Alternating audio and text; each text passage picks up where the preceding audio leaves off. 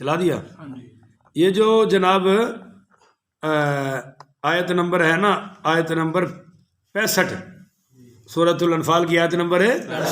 کیسے شروع ہو رہی ہے کہ یا ایھا النبی حرض المؤمنین علی القتال، اے نبی آپ مومنوں کو کفار سے لڑنے کی رغبت دلائیں.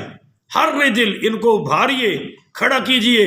وَإِن يَكُن مِّنكُمْ 20 صَابِرُونَ يَغْلِبُونَ 200، اگر تم میں سے 20 صبر کرنے والے مجاہدین ہوں گے تو اللہ 200 پر غلبہ عطا فرمائے گا.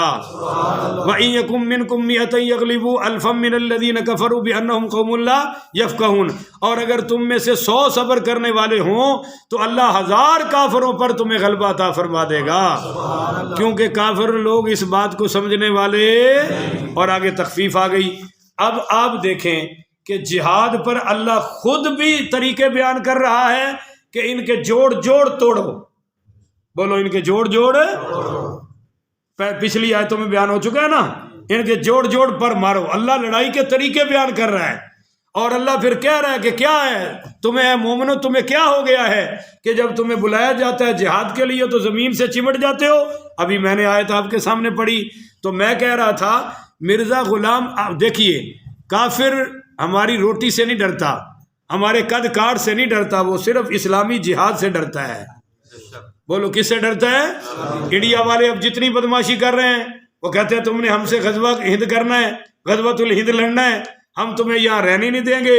تو ہم یہ کہہ رہے ہیں کہ تمہاری یہی شرارتیں مسلمانوں کو غزوہ ہند تک لے جائیں گی، اور جب ہوگا تو تمہارا ایک بیج بھی باقی، انشاءاللہ یہ ہند بھی دارالاسلام ہوگا، انڈیا بھی دارالسلام ہوگا.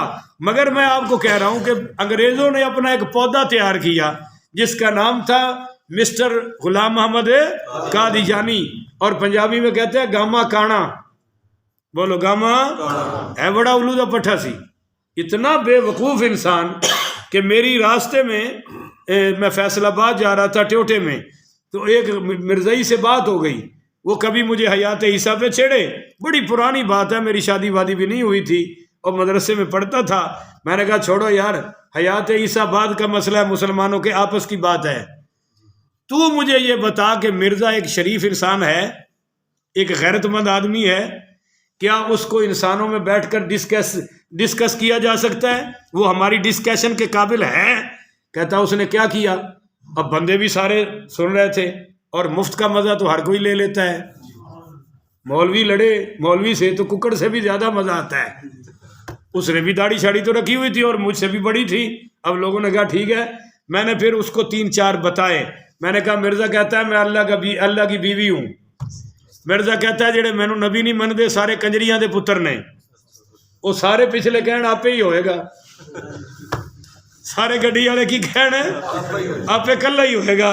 میں کہا سن، میں کہا مرزا کہتا ہے معاذ اللہ، اللہ نے میرے ساتھ ہم بستری کی ہے، اور پھر مجھے اللہ سے حمل ہوا ہے، اور پھر میں خود سے خود پیدا ہو گیا ہوں. میں نے کہا بتاؤ اتنا غلیظ، گندا اور بغیرت انسان اس قابل ہے کہ انسانوں میں ذکر کیا جائے، اور تو اس کو نبی کے درجے پر لے گیا ہے. اب اس کو سنیے، اس نے آ کر نعرہ کیا لگایا تھا. کہتا تھا اب چھوڑ دو جہاد کا اے دوستو خیال، دی کے لیے حرام ہے اب جنگ اور قتال، اب آسمان سے نور خدا کا نزول ہے، اب جنگ اور جہاد کا فتویٰ فضول ہے. سن رہے ہو؟ کہتا ہے کہ اب آسمان سے نور خدا کا نزول ہے، اب جنگ اور جہاد کا فتویٰ فضول ہے.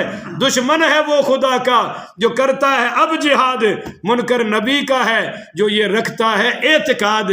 یہ اصل ماٹو تھا کہ مسلمانوں کو جہاد سے دور کیا جائے، اور یہ اصل مرزے کا نعرہ تھا. اور وہ جب نبوت کی طرف آتا تھا تو کبھی کہتا تھا میں ذلی نبی ہوں، کبھی کہتا تھا میں بروزی نبی ہوں، اور کبھی کہتا تھا میں تکوینی نہیں تشریعی ہوں، اور کبھی کہتا تھا میں نبی کی مور سے نبی بنا ہوں، وغیرہ وغیرہ. کوئی بھی اس نے بندے کے پتروں والی بات ہے. جیسے ذلت کی زندگی گزاری ویسے ٹٹی خانے میں ذلت کی موت مرا، اور اب بھی اس کی قبر جہنم کے گڑھوں میں سے گڑا ہے.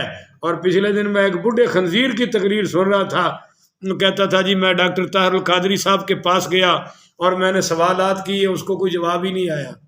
میں کیا ایڈا سادہ طاہر القادری نہیں ہے، کہ تیرے جیسا اولودہ پٹھا سوال کرے تے ڈاکٹر صاحب نو ایڈا بھی وہ ماڑا میں کہا تیرے ورگے نو تے کچا کھا کے تے ڈکار بھی نہ مارے تو کی جاننا طاہر القادری کی سستی دا نہ ہے تے وہ دی اوقات دا کیونکہ وہ تو بالکل جاہل آدمی تھا نا جی ڈاکٹر صاحب تو بڑے کوالیفائڈ آدمی ہیں پڑھے لکھے ہیں ہمارے ان سے لاکھ اختلاف صحیح مگر بہرحال مرزائیوں کے خلاف انہوں نے بھی فتویٰ دیا ہوا ہے بولو انہوں نے بھی کفر کا فتویٰ اللہ تعالیٰ سے دعا ہے اللہ ہمیں مرزائیت اور ان تمام فتنوں سے محفوظ فرمائے آخر ودعوانا ان الحمدللہ رب العالمین پڑھو افضل